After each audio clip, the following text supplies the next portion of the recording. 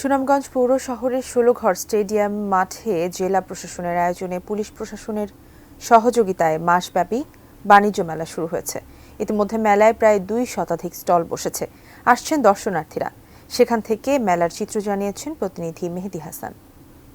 আমি এই মুহূর্তে আছি সুনামগঞ্জের ১৬ যে জেলা ক্রীড়া সংস্থার যে মাঠ, সেই মাঠে গতকালকে থেকে শুরু হয়েছে শিল্পপণ্য বাণিজ্য মেলা। মেলাটি আয়োজন করেছে সুনামগঞ্জের জেলা প্রশাসন এবং সার্বিক সহযোগিতা আছে সুনামগঞ্জের জেলা পুলিশ এবং ব্যবস্থাপনায় আছে Bangladesh Banarasi Muslim and Jamdani society.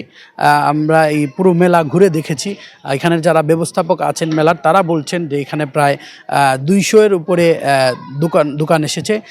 দেশের বিভিন্ন প্রান্ত থেকে এখানে দোকান দেওয়ার জন্য কিন্তু স্টলাররা এসেছেন এবং তারা গৃহস্থলী অনেক পণ্য নিয়ে এসেছেন, বিশেষ করে কাপড়, আসবাবপত্র আছে এবং ছেলেদের ছোট বাচ্চাদের খেলনা সহ আরও যা যা জিনিসপত্র আছে সব কিছুই আসলে নিয়ে এসেছেন এবং বিভিন্ন ধরনের খাবারও এসেছে। দেশ বিদেশের যে খাবারগুলো সাজিয়ে বিভিন্ন স্টল আছে এবং সুনামগঞ্জের যিনি পুলিশ সুপার আছেন, তিনি আমাদেরকে জানিয়েছেন যে এখানে সার্বক্ষণিক নিরাপত্তা নিশ্চিতকরণের জন্য একটি পুলিশ বক্স স্থাপন করা হয়েছে, যারা জেলা পুলিশের মাধ্যমে এটি প্রতিনিয়ত মনিটরিং করা হয়। জেলা প্রশাসক আমাদেরকে জানিয়েছেন এই মেলাকে ঘিরে আসলে তারা সার্বক্ষণিক নিরাপত্তা বেষ্টিত রেখেছেন, যে দিন বাড়ার সাথে সাথে আসলে মেলাটি আরও জমে উঠবে।